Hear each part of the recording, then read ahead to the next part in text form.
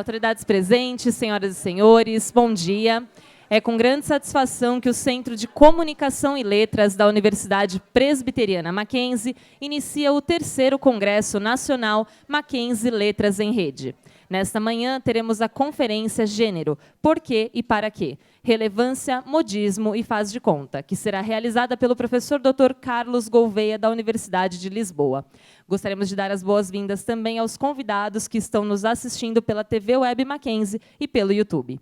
Iniciaremos este evento com uma reflexão para a qual convidamos o capelão universitário, reverendo Jorge Correia dos Santos. Bom dia a todos, bom dia a todas. Em nome da chancelaria, nos alegramos em participar deste 3º evento, saber que cada vez se consolida mais, ainda mais que é o melhor centro do Mackenzie, não é isso?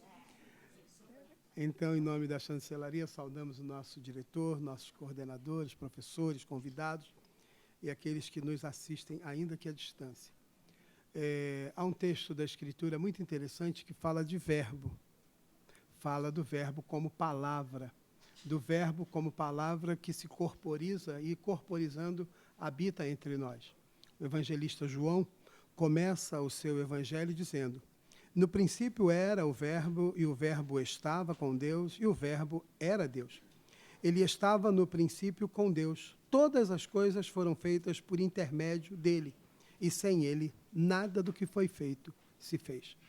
É muito interessante quando nós olhamos para a Escritura, olhamos para a revelação da Escritura, a revelação da Palavra de Deus, que nos traz a lume coisas que nós até podemos perceber no cotidiano, mas quando olhamos para a Bíblia, nós temos um referencial mais completo daquilo que temos. Por quê?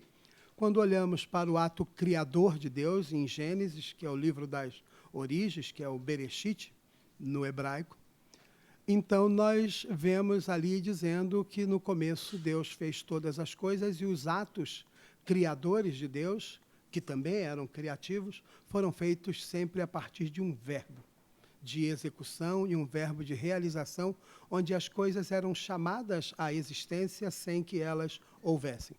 E o evangelista João, que escreve para quem está fora da religião, mas escreve para que as pessoas tenham uma noção de como é que as coisas iniciaram, ele coloca Jesus, que nos outros evangelhos é colocado num determinado momento da história. Aqui, ele coloca Jesus fora da história, ele coloca Jesus numa visão meta-histórica, mostrando que Jesus estava no começo de todas as coisas para criar todas as coisas visíveis e invisíveis que nós temos ao nosso redor.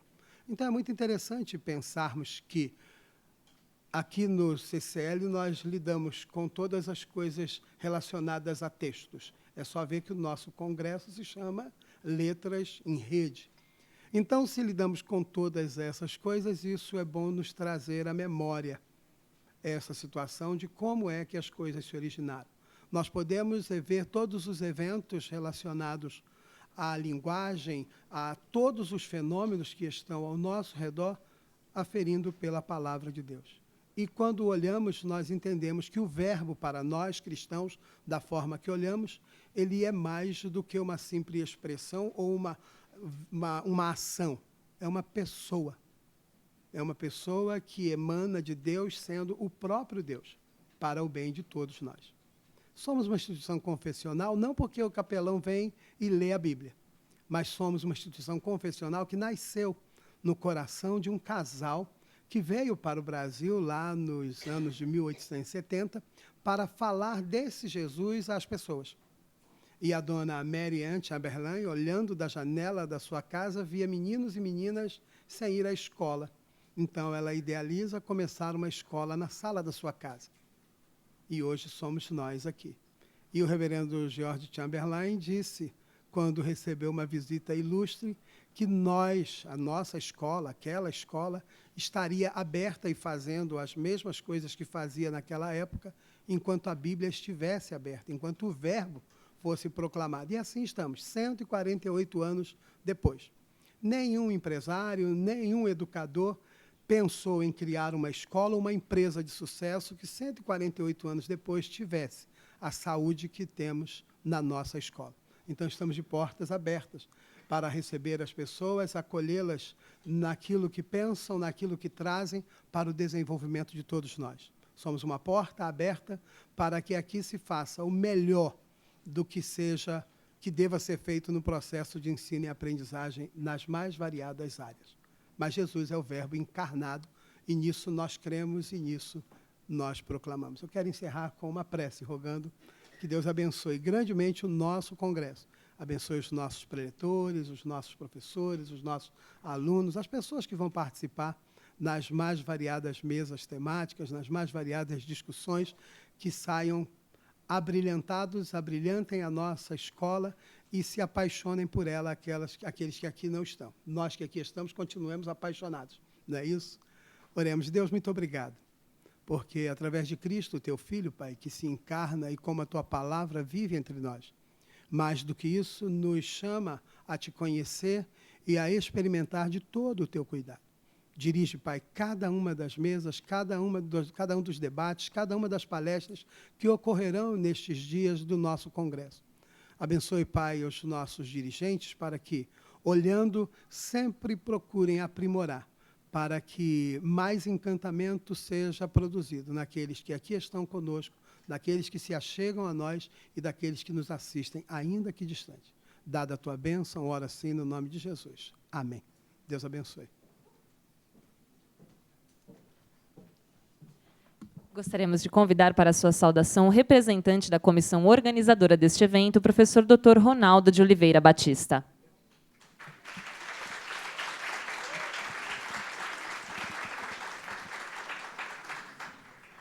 Bom dia a todos.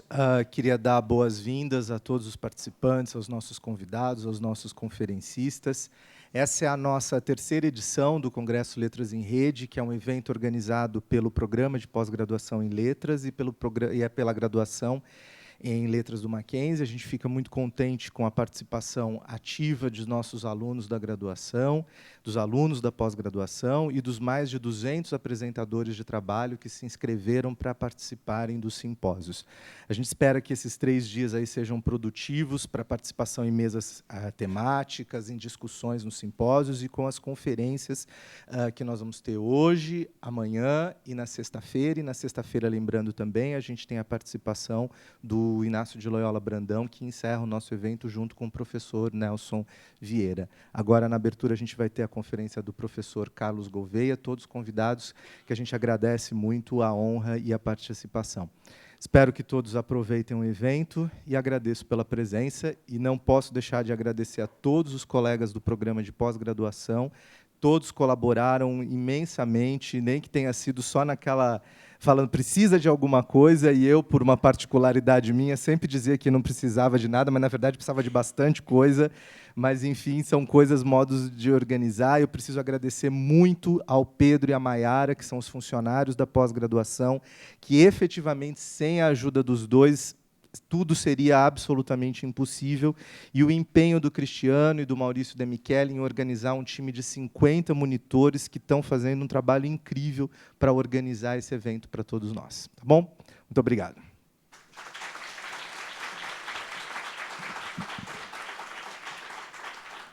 Convidamos agora a coordenadora do programa de pós-graduação em Letras, professora doutora Regina Helena Pires de Brito, para realizar sua saudação. Bom dia a todos. Eu tenho 5 folhinhas aqui para falar, mas eu quero, em nome do Programa de Pós-Graduação em Letras, e, mais uma vez, enfatizar que foi um programa reconhecido na última avaliação CAPES como Programa de Excelência Internacional, com o conceito 6, e, por meio da realização desse terceiro congresso, Mackenzie Letras em Rede, a gente procura responder a uma das faces importantes que cabe a um programa de pós-graduação, que é a criação de espaços para a divulgação, a promoção e o diálogo entre pesquisadores, docentes e discentes interessados no questionamento que os estudos linguísticos e literários propiciam nas suas múltiplas possibilidades de análise e de reflexão. Nesse contexto, o Programa de Pós-Graduação em Letras da Universidade Presbiteriana Mackenzie sente-se honrado por acolher cada um dos inscritos para as atividades e também por receber personalidades de relevo em nossa área, como os professores Carlos Gouveia e Nelson Vieira, aos quais nominalmente saúdo e agradeço, e simbolicamente, então, agradeço a todos os pesquisadores convidados para nossas mesas e simpósios. Por fim, o programa de pós-graduação agradece à Reitoria da Universidade Presbiteriana Mackenzie, a direção do Centro de Comunicação e Letras, aqui representado pelo nosso diretor, professor Marcos Nepomuceno, pelo apoio constante que essas duas instâncias nos deram para que esse congresso pudesse acontecer de fato, e também, claro, a comissão organizadora deste congresso, representada aqui pelo professor Ronaldo, e, claro, a todos os nossos alunos da graduação e da pós-graduação altamente envolvidos. Tá? Então, um ótimo Letras em Rede para todos.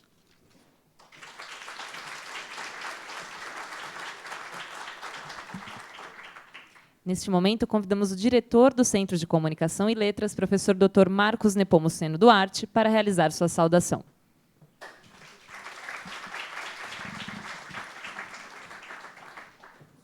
Bom dia. Primeiro, começar nos desculpando pelo atraso, porque o sucesso, nós fomos atropelados pelo sucesso do evento e foi necessário criar uma condição para transmissão para uma outra sala que está repleta de pessoas nos assistindo. Isso é muito importante num país no qual estamos diariamente, nos últimos tempos, sentindo muito a falta de uma educação consistente, capaz de nos conduzir a um outro estágio de cidadania.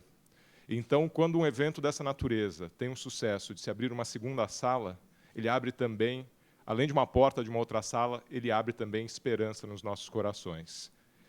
Não é fácil, mas eu acho que o espírito que nos une aqui, e se nós olharmos a plateia, ele aparece nas fisionomias, é de uma coletividade que tem compromisso com uma área de saber. Nós temos aqui alunos de graduação, pós-graduação, professores, todos engajados, e essa é a nossa força. E essa nota 6, professora Regina, é fruto desses 70 anos de trajetória construindo um grande grupo de educadores comprometidos. Eu aproveito para saudar os organizadores do evento, na pessoa do professor Ronaldo, mas sabendo que é um trabalho coletivo, como eu disse, portanto, tem o apoio de tantos e tantos colegas. Gostaria também de saudar os meus coordenadores da área de letras, tanto do programa de pós, professora Regina, com a professora Elaine, na graduação, onde bravamente nós lutamos há um bom tempo, e isso não digo da minha gestão, digo de todas as que me antecederam, pela manutenção desse curso, com todas as dificuldades encontradas quando a gente olha, entre aspas, para o mercado educacional, onde as licenciaturas, principalmente, se tornaram o patinho feio. E, felizmente, graças a Deus, isso não foi a política desta universidade. Essa universidade, há muito tempo, mantém um compromisso com todas as dificuldades de natureza econômica que possam acontecer, mas ela mantém um compromisso com a manutenção das suas licenciaturas. Isso é fundamental no país que a gente vive hoje. Gostaria de saudar todos aqueles que conduzirão mesas ou farão conferências, na pessoa do professor Carlos Gouveia e do professor Nelson Vieira, porque é exatamente no contato com essas outras vivências, com essas outras instituições, que a nossa missão se reforça. É uma questão de alteridade mesmo, quando nós reconhecemos que existem outros que, de certa forma, em alguns momentos compartilham ou não com a nossa visão, mas é exatamente nesse embate, que eu poderia até dizer que, de certa forma, é um embate dialético, que nós amadurecemos o campo como um todo. Então, gostaria de desejar para vocês 3 dias de excelente trabalho, e sabendo que cada pedra que a gente coloca para construir a ponte, a pedra sozinha não é a ponte, mas ela constrói o arco que constrói a ponte que nos leva a outros lugares. Então, desejo a todos um excelente congresso e já dizendo que aguardo ansiosos a visita de vocês na 4ª edição, quando ela vier a acontecer. Um abraço.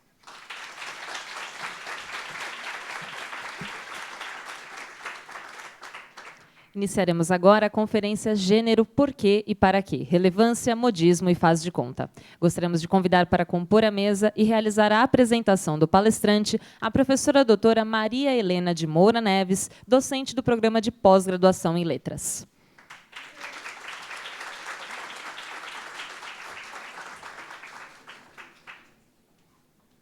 Convidamos também o palestrante, professor Dr. Carlos Gouveia, da Universidade de Lisboa. Bom dia. Minha função aqui é fazer uma apresentação do professor Carlos Gouveia. que nos dá a honra e o prazer de sua companhia e de podermos ouvi-lo aqui. O professor Carlos, mais explicitamente Carlos Alberto Gouveia, é professor associado com agregação da Universidade de Lisboa, é diretor do programa em Português, Língua Estrangeira, Língua Segunda, e diretor do Departamento de Estudos Anglísticos da Universidade de Lisboa. Tem um PhD em Linguística Aplicada e trabalha principalmente com a teoria sistêmico-funcional, que aqui a gente conhece praticamente ligada a Halliday, não é? E em Linguística Aplicada, análise crítica do discurso, análise do discurso, teoria do gênero, teoria do registro, junto, fazendo descrições, a descrição sistêmica, estudos de gênero, pedagogia baseada no gênero, processos e práticas de escrita, gêneros e sociedade, ensino e aprendizagem de segunda língua, multiliteracias e multimodalidades. E, exatamente, ele tem as áreas em que ele trabalha, tocam aqui a nossa junção de língua e literatura, principalmente pela questão do gênero. Quando eu lhe fiz o convite, eu lhe disse isso porque é um dos temas constantes aqui nas nossas aulas, tanto em linguística como em literatura, porque nós unimos aqui as duas vertentes de trabalho com a linguagem, não é? Especialmente, eu destaco, ele é grande autoridade internacional em gramática sistêmico-funcional, e que ele define como uma teoria que concebe a língua como realidade social e que está na materialidade do discurso e na interação linguística. Então, é tudo com o que trabalhamos. Suas publicações, vou citar alguns títulos para ver justamente qual é a área, e depois chegarmos a ver que tem tudo com aquilo que nós fazemos aqui. Então, a escola como sistema de gêneros, conhecimento, aprendizagem e transversalidade, a compreensão leitora como base instrumental do ensino de produção escrita, análise crítica do discurso, dimensões teóricas e metodológicas, o mapeamento da linguística sistêmico-funcional, escrita e ensino, para além da gramática, com a gramática, e agora um título seu que é igual a um título meu, texto e gramática. De modo que essa conferência que teremos, gênero, porquê e para quê, relevância, modismo e faz de conta, vai na direção dessa vivência do estudo da linguagem de que nós cuidamos aqui sempre. Eu agradeço muito a sua presença, é uma grande honra. O professor, ele é professor visitante, tem sido em muitas instituições internacionais. Fiz até um cursinho com ele de gramática sistêmico-funcional. Muito obrigada, professor. Eu queria, antes de mais, antes propriamente de começar a apresentação, duas coisas muito importantes. Uma, eu sou muito peripatético, ou seja, eu não consigo estar parado durante uma palestra. E, portanto, eu vou ter que mexer, não vou conseguir estar aqui. Esta é a primeira coisa. A segunda coisa é, eu também não consigo falar, a não ser em circunstâncias muito excepcionais, de blazer vestido. Portanto, eu vou ter que tirar o blazer.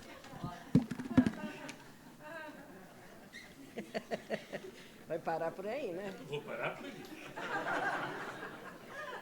A terceira coisa é perguntar se acham que eu tenho uma voz suficientemente projetada que dispense este microfone, que é para eu não me sentir mal, tipo rockstar ou pseudo-rockstar. É a transmissão. Não insisto mais, está resolvido. Pronto. Então, se não se importam, eu vou-me mexendo, muito provavelmente vou tropeçar nos pés das pessoas, nas cadeiras, é normalmente isso que acontece. Quero-vos pedir que tenham alguma paciência com o meu sotaque, sobretudo para os alunos que estão menos familiarizados com o português de Portugal e que, portanto, terão que fazer algum esforço. Eu imagino que os colegas não terão tanta dificuldade, mas os alunos presentes, eventualmente, terão alguma dificuldade. Duas coisas fundamentais. Quando não entenderem uma palavra, experimentem abrir a vogal que estará perdida algures na palavra, ou então acrescentem uma sílaba, porque, de certeza, eu dei cabo de uma ou duas sílabas na palavra. Portanto, se fizerem este pequeno exercício, provavelmente conseguirão entender, de facto, tudo o que eu estou a dizer. Bom, então, começando propriamente a palestra, gostaria de, precisamente, começar com algumas palavras sobre o título da palestra. Porquê este título, género, porquê e para quê, relevância, modismo e faz de conta? O título, parece-me que é óbvio, é uma provocação. É uma provocação porque tem muito a ver com o modo como eu olho para o que se passa no panorama dos estudos de género em termos internacionais e particularmente no Brasil e em Portugal. E aquilo que eu vejo nos estudos de género é, de alguma forma, para mim, muito pouco tranquilizador. E, portanto, sendo pouco tranquilizador, eu resolvi fazer uma proposta de apresentação que dá conta dessa intranquilidade. Esse desassossego que eu acho que é típico também da academia.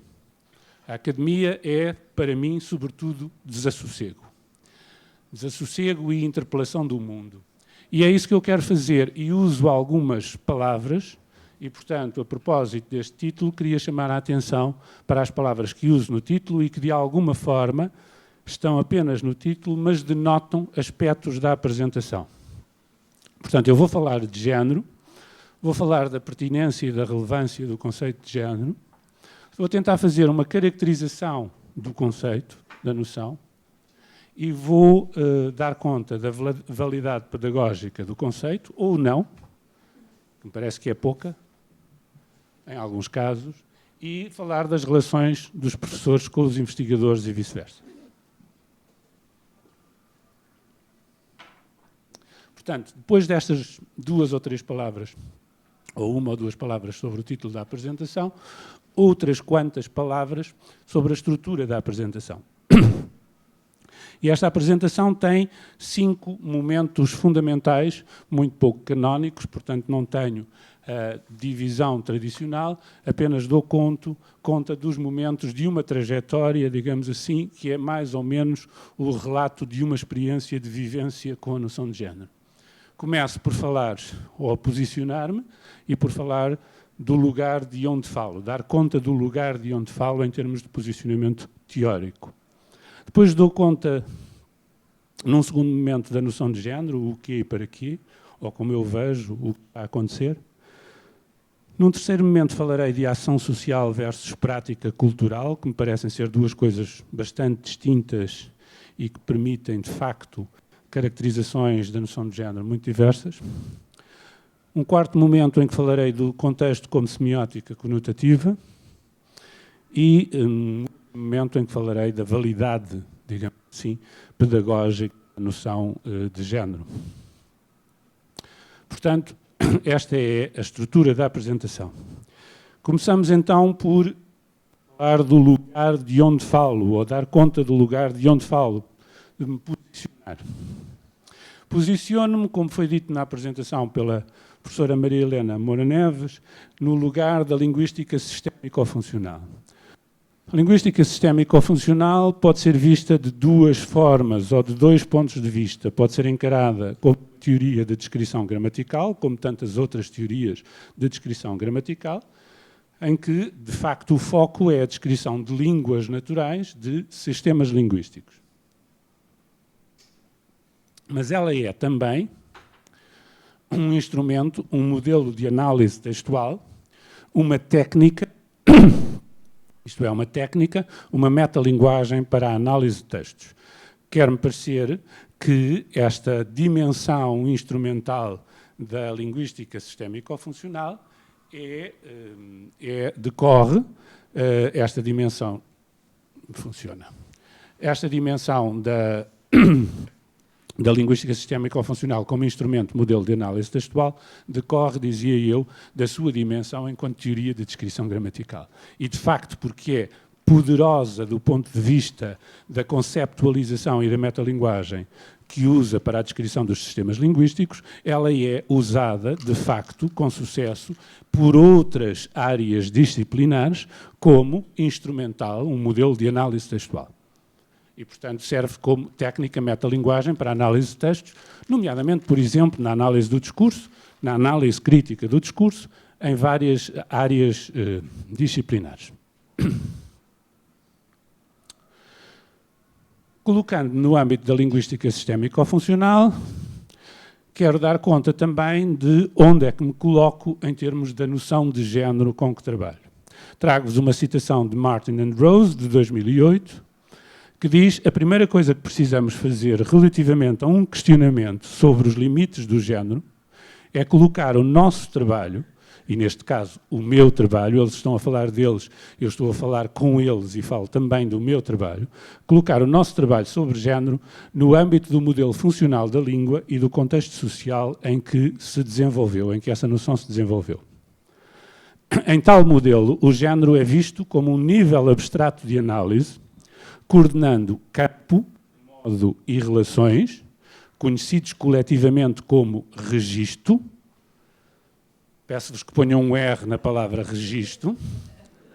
E o registro é realizado, por sua vez, por via da língua, semântica do discurso, lexicogramática e fonologia, grafologia. Eu faço uso de bastantes citações, porque eu acho que se outros disseram melhor do que eu alguma vez poderei dizer, porque não, pura e simplesmente, usar as palavras desses outros. E, portanto, ao longo da apresentação teremos algumas citações de autores como forma de eu me posicionar relativamente ao assunto.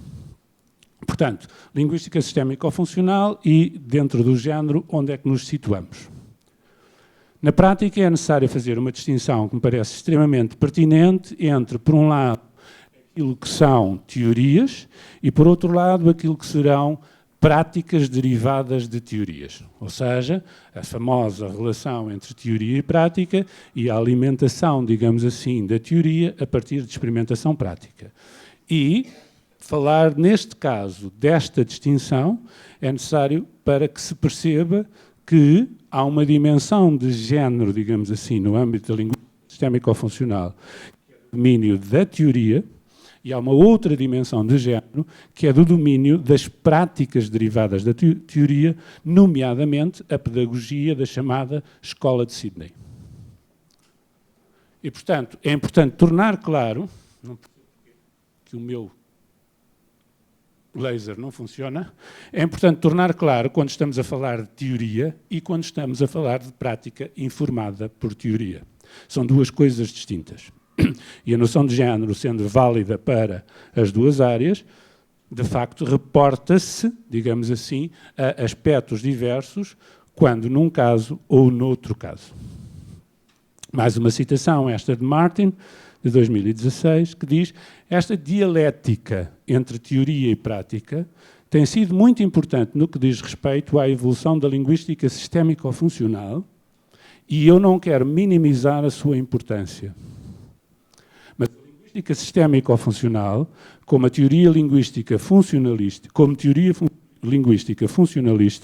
não é a mesma coisa que a sua recontextualização seletiva na prática da Escola de Sydney. O que o Martin está a dizer neste contexto, e é extremamente importante realçar isto, é que é um bocado aquela ideia de a obra torna-se mais famosa do que o criador, não é? Isto é, a aplicação prática torna-se mais famosa do que a própria teoria. E o que ele está a dizer é há muito mais sobre género, digamos assim, de um ponto de vista teórico, no âmbito da linguística sistémico-funcional, do que naquilo porque é o género é conhecido em linguística sistémico-funcional, que é a sua aplicação na pedagogia da Escola de Sydney. Okay? E, portanto, no momento da apresentação, voltaremos a esta dimensão teórica para percebermos no quadro da teoria onde é que a noção de género está colocada. Passamos para o segundo momento desta apresentação, género, o quê, para quê? E, ao passar para esse segundo momento, passo com uma provocação, a verdadeira provocação, ou uma das provocações desta apresentação, e que está contida no título. O que vocês estão a ver neste momento é uma listagem de géneros retirada do programa de um congresso realizado no Brasil, que está aqui indicado, é o Congresso Regional da Abralia em Sena, Natal, Brasil, 2013, onde tive o prazer de estar com a Maria Helena, com a professora Maria Helena Moura Neves, e neste congresso, em determinada altura, sentadinho no meu quarto, eu resolvi pegar no programa, olhar para todas as comunicações que estavam no programa e registar numa lista todas aquelas que se reportavam a género e que, de alguma forma, indicavam um tipo ou um género no seu título. O resultado foi este. Por um lado, temos aqui um primeiro segmento que eu diria géneros de família, isto é, famílias de géneros, uma categorização mais geral para referir certos géneros, e, portanto, temos géneros académicos ou de contexto académico, géneros argumentativos, géneros bakhtinianos, caricaturais, da iniciação científica, da mídia impressa, mediáticos, digitais, escolares, jurídicos, orais, esta caracterização geral. E depois temos uma listagem de exemplos práticos de género. E os exemplos são tipo anúncio de jornal, artigo científico, e-mail profissional, editorial, e-mail promocional, editorial, até a esta coisa absolutamente espantosa, que é a sentença jurídica do Juizado Cível da comarca de Campina Grande, Paraíba. Quando chegamos a este nível de listagem, como diria o nosso amigo Hamlet, alguma coisa, o nosso amigo Shakespeare, alguma coisa está mal no reino da Dinamarca. Ou seja, isto não é, do meu ponto de vista, normal. É confuso, muito confuso. Portanto, a confusão é muita. A pergunta é, o que fazer? Bom, o que fazer é cometer suicídio, eventualmente. É que é, de facto, tão complicado lidar com a coisa que, de facto, é desesperante. Eu tentei fazer uma segunda experiência, pensei, não, isto não é normal, eu vou fazer uma experiência. Lecionei, há 10 dias atrás, no México, um curso a alguns alunos sobre género, conhecimento, e fiz uma tentativa de listar com eles, eram 8 alunos, listar com eles alguns géneros. Pedi-lhes que me dessem exemplos de géneros. O resultado foi este. Teses, minutas, artigo científico, conto, receita culinária, telenovela, manual escolar, propaganda, matéria jornalística, bula de remédio, diário, planilha de aula. E eu fiquei muito triste porque não há alteração em relação ao exemplo anterior, a não ser a quantidade. Mas aqui eu apenas pedi que eles me dessem 1 ou 2 exemplos cada um dos alunos. E, portanto, a lista é menor, só por isso. Pedi-lhes também que tentássemos, de alguma forma, fazer uma tentativa de definição da noção e uma sistematização de aspectos do que é género. Nessa sistematização de aspectos, resultou esta caracterização. Género é pertinente para a consideração de género, a estrutura linguística, prática social, padrões de regularidade, função social, situação de comunicação, contexto. Foi aquilo com que os alunos vieram de facto, em termos de traços característicos, aspectos característicos, e em termos de definição, construíram essa definição. Um género é uma prática discursiva e social que depende de padrões de regularidade linguística e social na sua realização, em situações de comunicação e contextos particulares. Eu diria que é uma boa definição. Mas, sendo uma boa definição, é também uma daquelas definições que se presta a tudo. Ou seja, todas aquelas coisas que estavam nas listas anteriores que eu vos mostrei, cabem ali. E, portanto, estamos na mesma. E estamos na mesma, em parte, por causa disto, ou seja, porque quem fala em género normalmente está afiliado em quadros teóricos muito distintos, que pode partilhar um conjunto de características em termos de definição do que é género, mas não tudo. Esse conjunto de quadros teóricos são círculo bakhtiniano, interacionismo sociodiscursivo, nova retórica, inglês para fins específicos, linguística sistémico-funcional, análise crítica do discurso. Portanto, temos ali um conjunto vasto de teorias que trabalham género, sendo que o resultado proposto por investigadores de cada uma daquelas áreas fará com que a listagem de possíveis exemplos seja igual àquela que nós vimos no início da apresentação. Ou seja, não há o reconhecimento do caráter irreconciliável de alguns dos quadros teóricos. Alguns dos quadros teóricos não são conciliáveis. Aquela ideia do bird picking, de ir buscar um pedacinho de uma teoria, de outra teoria e construir uma coisa nova, não funciona na prática, e aqui é muito complicado. E também a assunção, e esta é a mais problemática, a assunção de que a noção de género é transparente, única e universal. E, portanto, de definição desnecessária. E, normalmente, não se avança com uma definição de género. É um pouco como o professor no ensino fundamental e médio, que acha que é sempre, pelo menos em Portugal é assim, que acha que é sempre da responsabilidade dos outros professores dos anos anteriores ter ensinado determinadas coisas. Portanto, é sempre do passado. E não é necessário, de facto, fazer determinadas coisas, ensinar determinadas coisas que já deveriam ter sido ensinadas.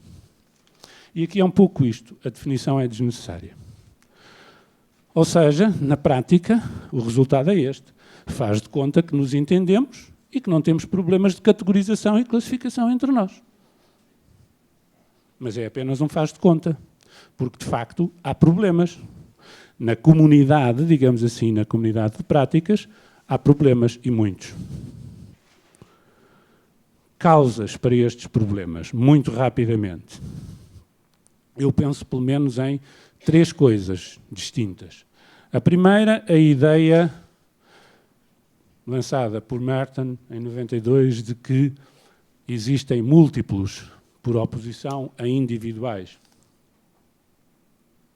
Múltiplos reporta-se a descobertas simultâneas de um conceito ou de uma teoria por mais do que um investigador, mais ou menos ao mesmo tempo em lugares distintos e diversos. E, de facto, com as teorias de género, assim acontece. Teorias de género a serem desenvolvidas a partir dos anos 80, digamos assim, em contextos muito diversos, na Europa, nos Estados Unidos, na Austrália, etc. E, portanto, esta ideia de que as coisas estão a acontecer em simultâneo em contextos diversos. Esta é uma possibilidade. E, acontecendo em contextos diversos, o resultado depois pode ser partir de uma base muito importante, mas concluir depois as explicações e as definições e os construtos de forma muito diversa. Uma outra causa possível pode ter a ver com aquilo que Basil Bernstein, o sociólogo da educação britânico, fala quando faz a caracterização das ciências em termos das suas estruturas de conhecimento e diz que as ciências, as ditas ciências, que são as ciências exatas, as estruturas de conhecimento são conhecidas por serem estruturas de conhecimento hierárquico, em que o o conhecimento progride por cumulação e, portanto, de facto, o conhecimento constrói-se por acumulação e por referência a teorias anteriores.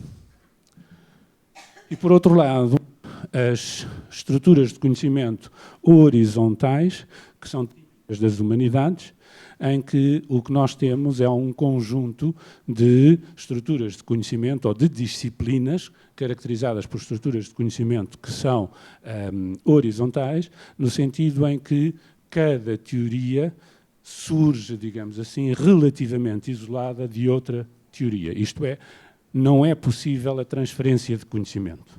E, portanto, a representação em termos de estruturas de conhecimento hierárquicas é feita em termos piramidais, portanto, o conhecimento progride cumulativamente, e, neste caso, a representação é feita por estruturas paralelas, sem transferência de conhecimento entre elas.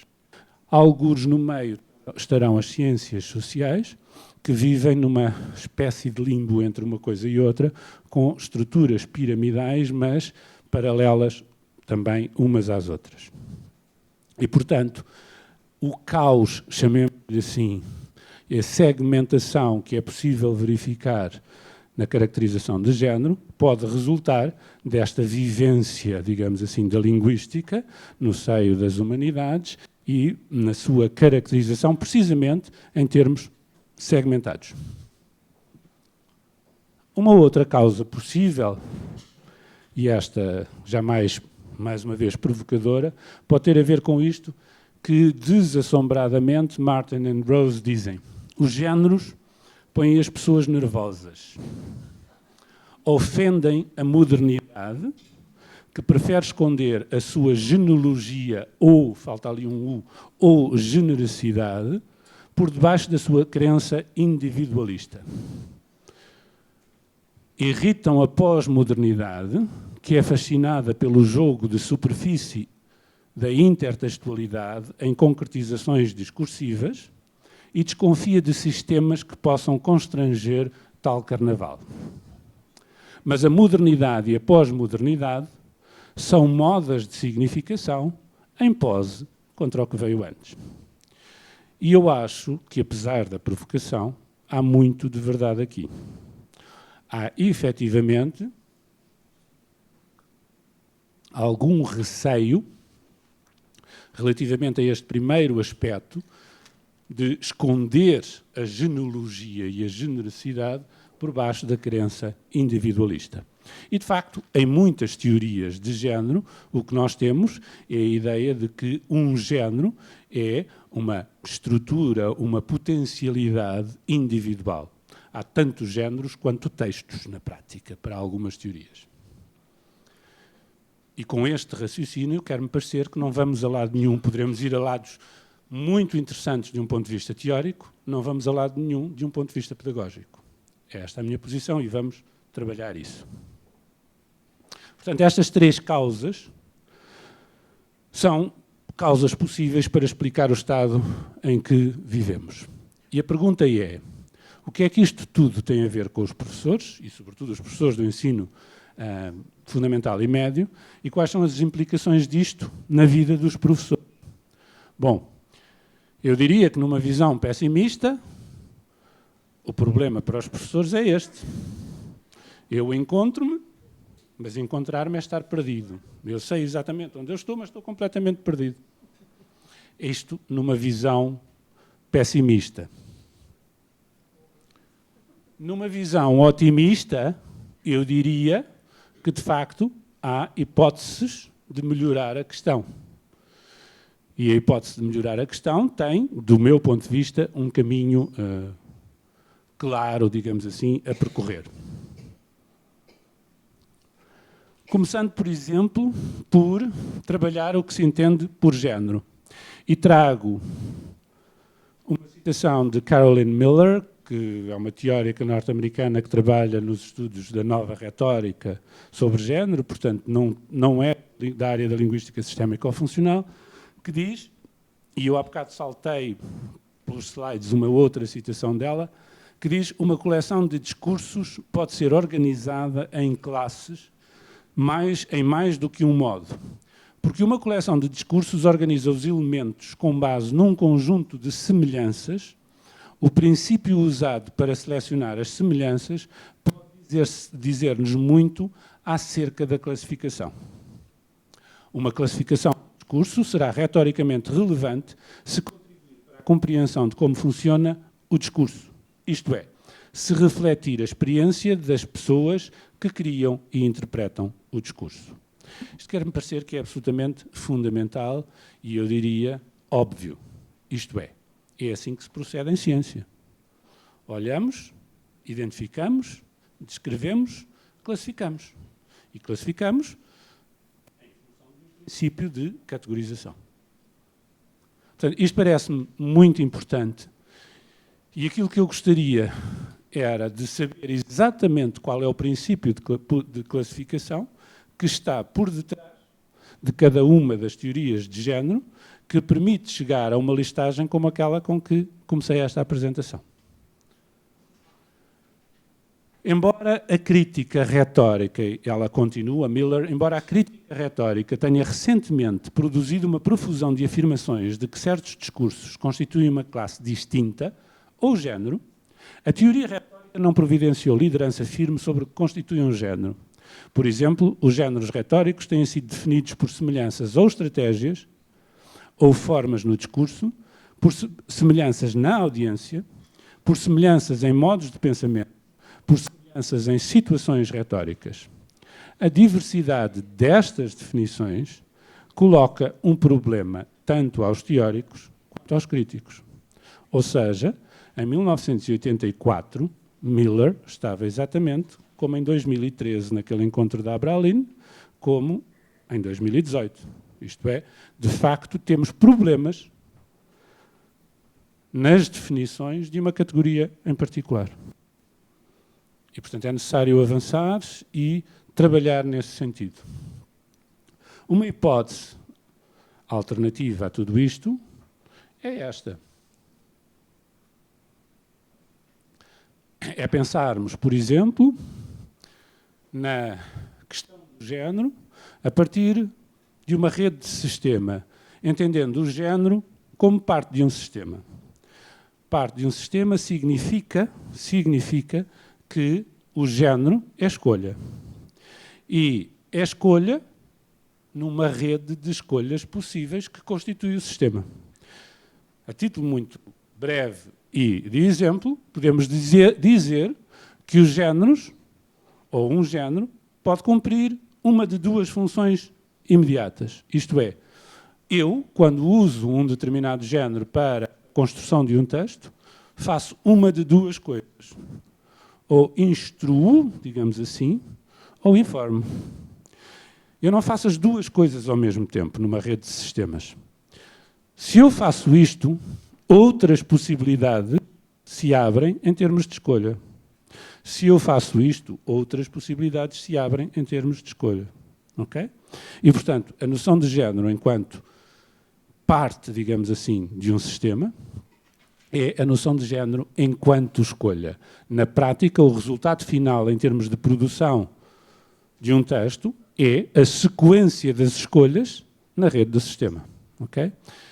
E, à partida, o que nós podemos dizer é que existirão tantos géneros, digamos assim, quantas as possibilidades de entrada refletidas nas possibilidades de saída do sistema. Okay? E quando lidamos com o sistema, e isto é extremamente importante, e vamos desenvolver isto mais para a frente, quando lidamos com o género enquanto sistema, na prática nós estamos a trabalhar com um conjunto fechado de géneros. Isto é, a tal tendência da pós-modernidade de viver a individualidade é aqui contrariada. Okay? Já vamos trabalhar mais sobre isto. Visto como sistema, o género não é tanto sobre como impor estrutura sobre uma determinada realidade, quanto sobre como oferecer escolha. Um menu com diferentes pratos de propósito social por onde escolher. Okay? E, portanto, de facto, construir textos, comunicar, é um processo de escolha. neste sentido. E isto é fundamental em termos da linguística sistémico-funcional, que é sistémica precisamente por causa desta ideia do sistema. Ação social versus prática cultural, terceiro momento da minha apresentação.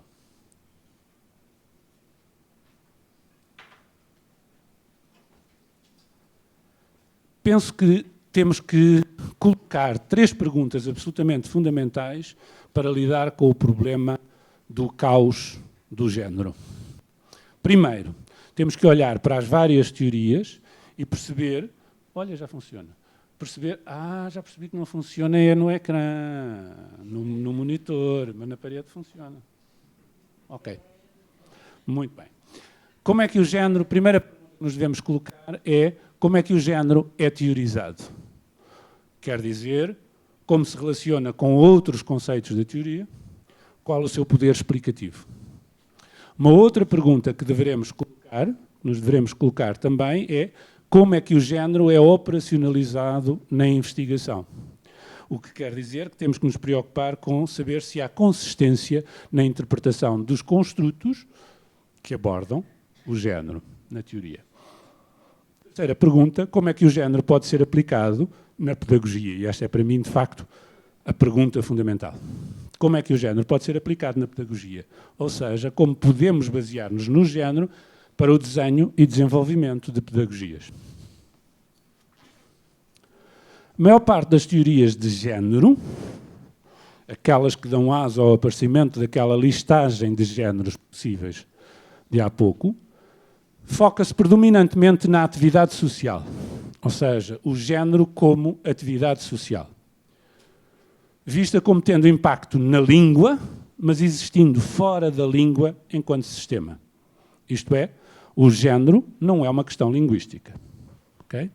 Para a generalidade das teorias, o género interessa aos linguistas, mas não é uma questão linguística, é uma questão de facto social, de atividade social. E reparem nesta citação de Medway, um homem da nova retórica, que em determinada altura diz isto: identificar padrões de formalidade textual, de escolhas sintáticas e lexicais e de ordenação discursiva, já não é considerado suficiente para reconhecer o género. Pelo contrário, a sua identificação deve decorrer de uma motivação social particular reconhecível. E é evidente que se eu disser e-mail, toda a gente reconhece essa particularidade social. Mas se eu disser argumentativo, se calhar já não reconhecem. Ou seja, argumentativo quer uma ordem de reconhecimento de outra e uma ordem de conhecimento também outra que e-mail não requer. Porque e-mail é uma característica social do nosso cotidiano. Todos nós sabemos o que é um e-mail. A questão é se é possível pensar num e-mail e dizermos, de um ponto de vista de formalidade textual, de escolhas sintáticas e lexicais e de ordenação discursiva, alguma coisa pertinente sobre o e-mail. E não parece que consigamos. Mas avançando. O que interessa perguntar, continuamos, é qual é o princípio de categorização. A cada uma das teorias que trabalham com género, qual é o princípio de categorização? O princípio de categorização permite-me descrever e classificar, porque se não me permitir descrever e classificar, não é um bom princípio de categorização. O princípio de categorização permite-me chegar a um conjunto relativamente estável e fechado de exemplares, porque se não conseguir, qual é o parâmetro da categorização? Isto é, qual é a pertinência? Se é um conjunto aberto onde cabe novos elementos constantemente, qual é a pertinência da categorização? Olhando para o princípio de categorização, qual é o princípio de categorização? Centrado na ação social? A maior parte das teorias é centrada na ação social. Centrado na prática cultural? São coisas diferentes. Prática e ação são coisas diferentes. A ação implica intencionalidade social, sexual. Prática não necessariamente. E, por fim, centrado na ação comunicativa, Ação comunicativa e ação social, digamos assim, não são exatamente a mesma coisa. E, portanto, olhar para isto, eu diria que estes 3 aspectos definem a totalidade das teorias de género. Grosso modo, colocando 60% delas à ação social e os restantes 40% em prática cultural de mediação linguística. Okay? E depois há a teoria da linguística sistémico-funcional, que vê o princípio de categorização como centrado na ação comunicativa e, portanto, de valor intrinsecamente linguístico. Okay? Na prática, no âmbito da linguística sistémico-funcional, podemos olhar para os textos em função do propósito sociocomunicativo dos mesmos. Ou seja, todos os textos têm um objetivo sociocomunicativo. Nós não escrevemos, produzimos, falamos, interagimos por via de textos na materialidade discursiva. Não o fazemos sem qualquer intenção, fazemos-lo intencionalmente, digamos assim. Portanto, todos os textos têm um objetivo sociocomunicativo. Utilizamos os textos para concretizar coisas, ações, tarefas. Portanto, há uma dimensão de ação social, mas ela é secundária, digamos assim. O falante escolhe os propósitos sociocomunicativos dos seus textos, mas não os inventa. Okay?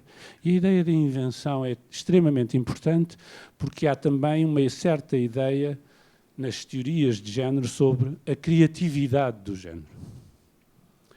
Os propósitos são condicionados pelo contexto de cultura, já que, de facto, aquilo que eu digo, aquilo que eu quero comunicar, não pode fazer sentido apenas para mim. Eu vivo em cultura e, portanto, interajo com os outros em função de todo um conjunto de práticas discursivas do passado em que eu me situo, digamos assim, como sujeito histórico.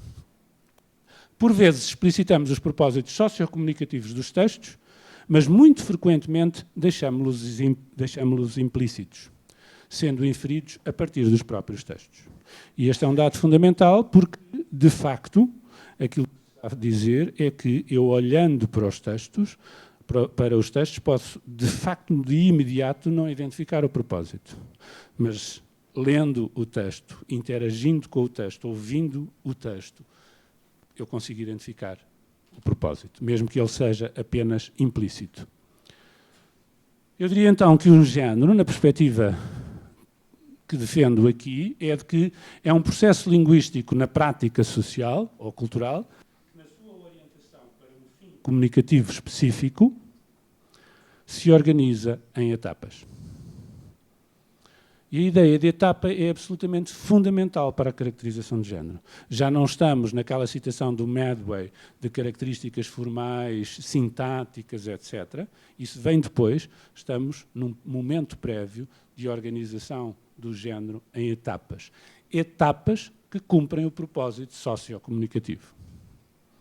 Neste sentido, os géneros são estruturados em etapas porque são normalmente organizados em mais do que um momento ou etapa de significação. Diferentes momentos do texto significam coisas diferentes para o geral do texto. São orientados para um fim específico porque o seu desdobramento em etapas se operacionaliza para alcançar algo na cultura. Okay? E são sociais porque são tomados e instanciados social e interativamente pelos falantes. E estas 3 são características absolutamente fundamentais. Mas aquilo que distingue género, de um ponto de vista da linguística sistémico-funcional, é isto e é isto. Fim comunicativo e etapas. Os géneros são definidos funcionalmente em razão, portanto, do seu propósito. Textos de diferentes géneros são textos que concretizam diferentes objetivos na cultura. Okay? Eu faço diferentes coisas com os géneros em função do propósito comunicativo do mesmo.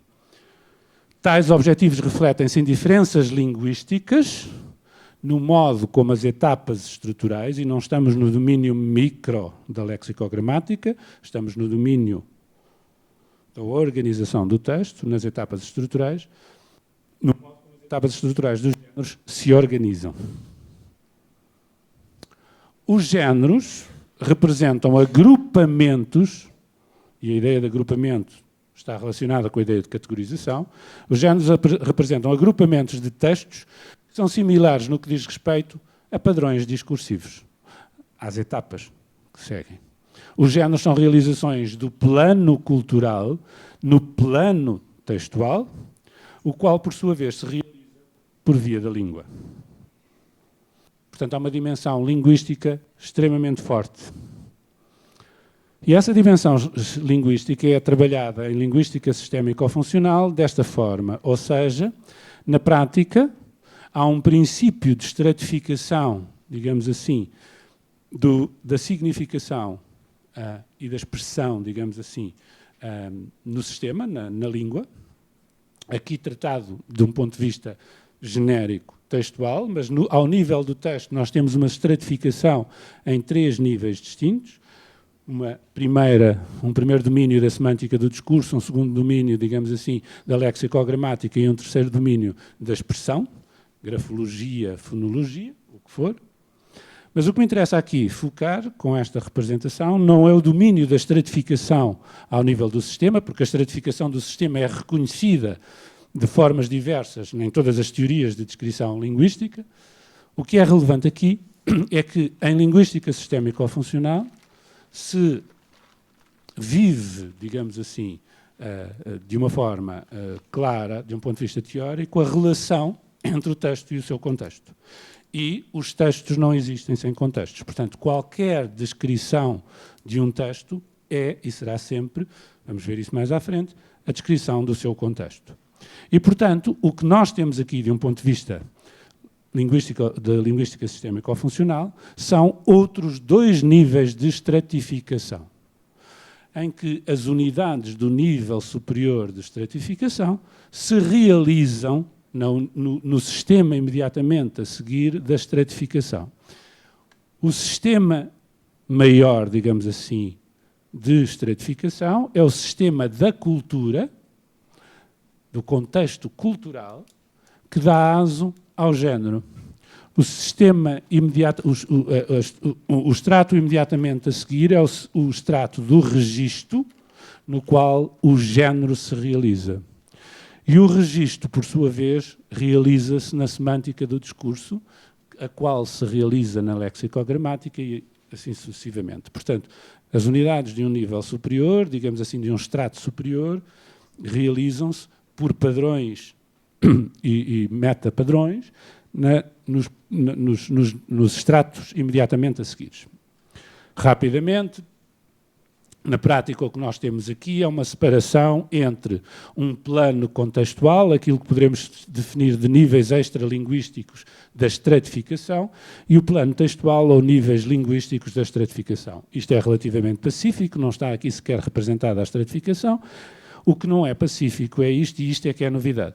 Porque, do ponto de vista teórico, a linguística sistémico-funcional é a única teoria de descrição gramatical que pega no contexto, o estratifica e o coloca ao mesmo nível do sistema linguístico, como um extrato possível.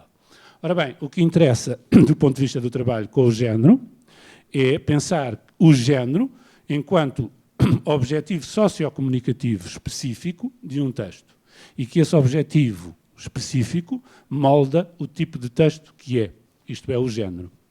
Em qualquer situação de comunicação, os falantes e escritores precisam de passar por etapas reconhecidas para atingirem os seus objetivos, para se reconhecerem, digamos assim, no género. Os textos consistem geralmente, portanto, de uma sequência de etapas reconhecidas. Géneros diferentes passam por diferentes tipos de etapas.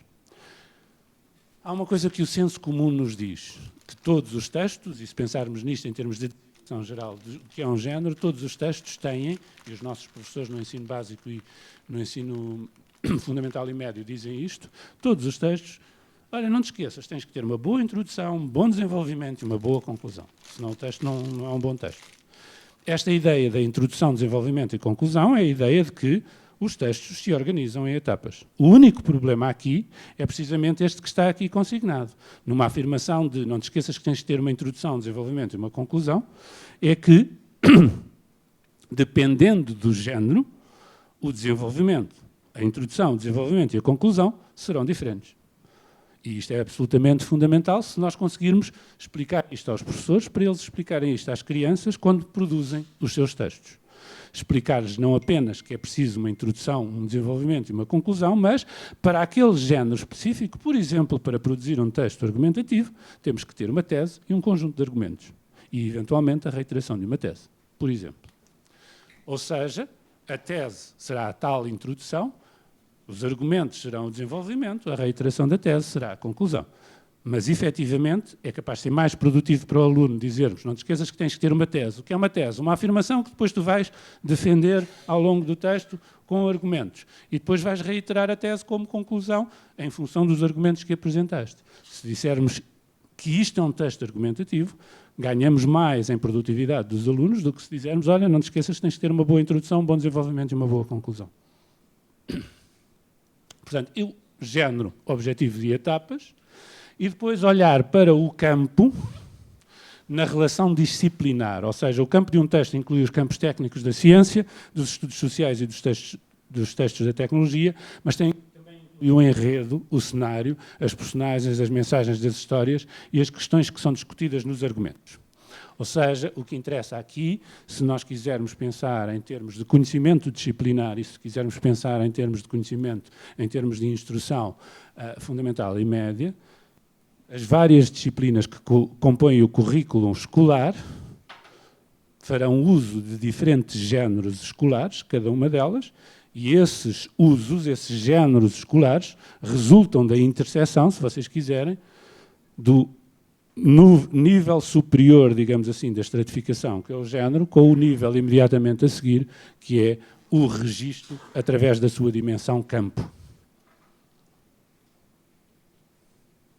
E poderemos, eventualmente, ter géneros semelhantes em duas disciplinas distintas, acontece na história e acontece nas ciências, por exemplo, que se distinguem não pelo género em si, isto é, não pelo objetivo comunicativo, não pelas etapas, mas pelo campo. Isto é, pela tecnicalidade, pela metalinguagem e pelo modo como é construído o conhecimento nos textos. Os propósitos sociocomunicativos do género, isto é que é importante do ponto de vista da categorização. Semelhantes propósitos sociocomunicativos dão origem a textos semelhantes. É possível agrupar os textos em função dos propósitos sociocomunicativos.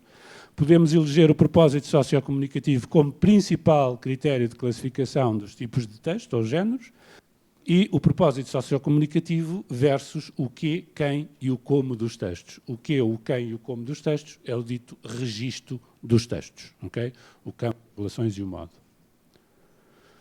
Contexto como semiótica conotativa, ou seja, onde é que isto entra na teoria sistémica, digamos assim? Rapidamente, os membros de grupos culturais ganham controlo sobre um conjunto comum de géneros à medida que amadurecemos. Aprendemos a distinguir entre tipos de contextos de cotidiano e a gerir as nossas interações, aplicar a nossa experiência e a organizar os nossos discursos eficazmente em cada contexto. O controlo sobre os géneros da vida cotidiana é acumulado por meio de experiência repetida, incluindo alguma instrução mais ou menos explícita de outras pessoas. E é assim, de facto, que nós vivemos. E há muito trabalho a este nível, por exemplo, de interação pais-crianças, mãe-criança, pai-criança, por exemplo, em contexto familiar, em que isto ocorre, de facto. A instrução, digamos assim, de um determinado género em contexto familiar. Eu tenho, por exemplo, um exemplo muito concreto de aquisição do género relato pelo meu sobrinho neto quando tinha 3 anos e meio. Eu chego a casa dos pais dele e ele estava, não sei como é que vocês dizem cá, de fato de treino, portanto, de fato de ginástica. E eu perguntei-lhe, então, estás de fato de ginástica, Vasco? Foste à ginástica? E ele responde, nos seus 3 anos e meio, sim. E eu perguntei-lhe, então, e o que é que tu fizeste na ginástica? E, obviamente, que o que é que fizeste na ginástica implicava uma pergunta que dava aso a uma resposta que implica um relato. Isto é, uma sequenciação de eventos.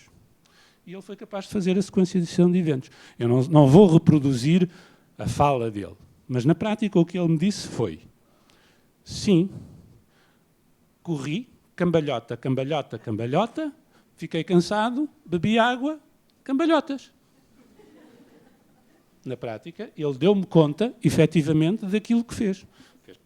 Fez primeiro isto, depois fez aquilo, repetiu várias vezes determinada coisa, sentiu sede, bebeu água, etc. Aos 13 anos e meio, ele estava a adquirir, de facto, um género fundamental, que é o relato. Que depois dará aso, posteriormente, a coisas mais complexas, como a narrativa. Não é? Mas é absolutamente fundamental.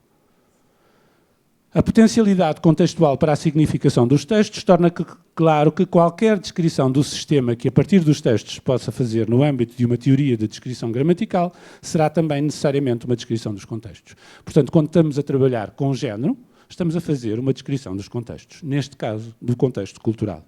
Isto é, aquilo que é comum a uma determinada cultura, seja essa cultura relativizada em termos nacionais ou em termos disciplinares, institucionais, o que for. Okay? Agora sim, os vários estratos linguísticos aqui representados da forma que há bocado não estava, ou seja, aqui o domínio do texto que agora está de facto estratificado, e portanto o que nós temos aqui é, digamos assim, a realidade de significação do género a realizar-se ao nível do registro. Portanto, o género são, se vocês quiserem, o género é consubstanciado em concretizações de registro, que por sua vez se realizam na semântica do discurso dos textos, na lexicogramática e depois ganham expressão ao nível fonológico ou grafológico. Na linguística sistémico-funcional, o contexto é tratado como superveniente, como realizado por via da língua e de outras modalidades de comunicação, não como circunveniente, isto é, como algo extralinguístico acima e para além da língua. Tem a ver com esta representação. Na prática, o que nós temos aqui é uma representação de círculos cotangenciais e, normalmente, nas teorias linguísticas e, sobretudo, nas teorias antropológicas, o contexto, na relação com a língua, é sempre representado não através de círculos cotangenciais, mas através de círculos concêntricos. Isto é, como se houvesse uma realidade ali no meio, imersa num contexto, que não deve nada ao contexto, apenas resulta, digamos assim, desse contexto e que depois dá aso a um contexto ainda maior, que seria o contexto de cultura. O que nós temos aqui é precisamente a cotangencialidade, isto é, há um momento único em que tudo isto é uma e a mesma coisa. Okay? Portanto, o que nós temos aqui em termos de registro é a situação, o contexto de situação, o género é o contexto de cultura, ou dá aso, ou expressa o contexto de cultura. Portanto, o texto é realizado, ou o contexto é tratado como superveniente e não como circunveniente. O contexto está num nível superior de significação à língua que realiza, e há uma emergente, era aquilo que eu dizia há pouco, uma emergente complexidade no sistema, padrões de padrões. Portanto, há padrões que se realizam ao nível do contexto cultural, que depois se repetem, realizam em padrões contextuais situacionais, que depois se concretizam em padrões da semântica do discurso. Portanto, os significados do nível mais baixo a realizarem significados do nível mais alto. A questão fundamental, digamos assim, do contexto situacional e do contexto cultural, no domínio de uma teoria, é que, de facto, ao nível do texto, nós estamos a lidar com o sistema linguístico. Isto é, estamos a lidar com uma realidade semiótica que é de nível denotativo. Isto é, o significado é expresso pelo próprio sistema que o significa. Quando nós trabalhamos o nível situacional, isto é, quando trabalhamos o contexto situacional e o contexto cultural, não estamos a trabalhar com uma realidade semiótica denotativa, mas com uma realidade semiótica conotativa. Isto é, o sistema de significação não realiza os significados por si próprio, realiza os significados num outro sistema que é a língua. Okay? Portanto, há dimensões, na prática, é isto que a linguística sistémico-funcional diz, há dimensões de significação nos textos que são culturais, do contexto de cultura, e que são situacionais, do contexto de situação. Precisamente porque os contextos, a estratificação do contexto em dois níveis, e esses dois níveis de contexto são realidades semióticas conotativas. Não realizam o significado por si próprias, usam um sistema de significação alternativo, neste caso o sistema linguístico, a língua. E é esta representação que de alguma forma está aqui representada, de facto está tratada, mais uma vez, agora aqui usando as famosas funções da linguagem, mas o que nós temos aqui de facto são os três estratos: expressão, lexicogramática, semântica discursiva e depois situação e cultura. Okay? É o modelo estratificado do contexto como semiótica conotativa superveniente. E isto é extremamente importante do ponto de vista da realização. Finalmente, validade pedagógica. Porque é que há validade pedagógica neste modelo? Em primeiro lugar, porque eu penso que já demonstrei que o facto de estarmos a lidar com uma categorização que resulta em conjuntos fechados, isto é, em que é possível dizer assim, e diz-se, os géneros escolares da história são estes, e são um conjunto fechado. Os géneros escolares das ciências da natureza são estes, um conjunto. E quando eu digo que são um conjunto fechado, são um conjunto reduzido de géneros. São 4, 5, 6 géneros. E eu consigo, de alguma forma, descrever cada um desses géneros. E, portanto, consigo dizer aos meus alunos, se queres produzir um bom texto deste género particular, esta é a estrutura, este é o modelo. E ofereço um modelo, por exemplo. Validade pedagógica. Nos termos da linguística sistémico-funcional, um género é definido como sendo configurações recorrentes de significados e uma cultura pode ser descrita como um sistema de géneros em evolução. Como são configurações recorrentes, os géneros são reconhecíveis para os membros de uma cultura por meio de repetidas experiências e empiricamente descritíveis para o analista. Quando se fala em cultura, repito, estamos a falar em cultura em sentido amplo e relativo. Isto é, podemos falar em termos culturais, uma cultura nacional, ou seja, uma cultura associada a uma língua, por exemplo, mas podemos também falar de culturas institucionais, os géneros da educação, por exemplo, mas também podemos falar em termos disciplinares, como eu falei há pouco, os géneros escolares da física, os géneros escolares da matemática, os géneros escolares do português, língua primeira, os géneros escolares das ciências de natureza, etc. Parte do objetivo da pedagogia de género da Escola de Sydney é descrever tipos de funções linguísticas nos géneros para que estes sejam explícitos para os professores e os alunos. E esta é a fundamentação, ou de facto o objetivo da pedagogia. Trago-vos um exemplo muito rápido, eu não sei quanto tempo tenho, mas devo estar nos limites. Um exemplo muito rápido. Pronto, um exemplo muito rápido do trabalho nas ciências. Até porque quando falámos da noção de categorização, da necessidade da noção de categorização. Nas ciências, de facto, há 4 momentos fundamentais. Por um lado, observar, descrever, classificar e explicar. É isto que se faz em ciência. Observa-se o mundo, descreve-se o mundo, classifica-se o mundo, explica-se o mundo. Obviamente que observar implica uma certa realidade, descrever, classificar e explicar são realidades alternativas, digamos assim, que implicam escolhas possíveis. Estes momentos ou objetivos dão origem a diferentes tipos de textos, géneros textuais. Por exemplo, observar, na prática, resulta em dar instruções para a realização de uma observação-experiência científica, e é isto que acontece nos géneros escolares, ou seja, o professor diz o que deve ser feito para se observar determinada coisa. Acontece no laboratório de química, por exemplo. Faz esta experiência e para fazeres esta experiência segues estas etapas, segues estes momentos. E depois dar conta de uma observação-experiência. Isto é, depois de ter realizado a experiência, o aluno tem que produzir um texto em que dá conta da experiência observada. E ele produz um relato de procedimento.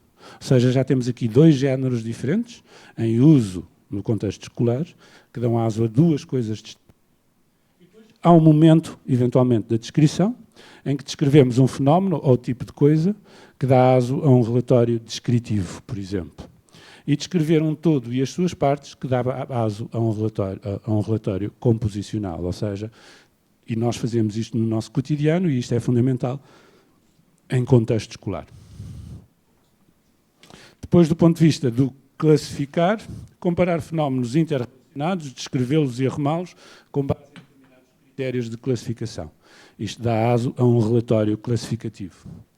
Explicar de sequências de eventos, relações de causalidade, explicar por que razão as coisas são como são, ou seja, uma explicação. Isto acontece nas ciências, acontece na história, acontece noutras disciplinas. O que muda, de disciplina para disciplina, é o campo, tal tecnicalidade e gramaticalidade. Exemplo muito prático de um texto, que é um texto instrucional, do observar, ou seja, uma listagem de material, é um texto que dá conta de como se pode realizar uma determinada experiência, material para a realização da experiência e depois o procedimento para a realização da experiência. Isto é um exemplo de um manual de ciências da natureza do contexto português. E depois, o momento descreve a forma do bolor que desenhaste, que é uma outra possibilidade, não específica das ciências, mas interessante.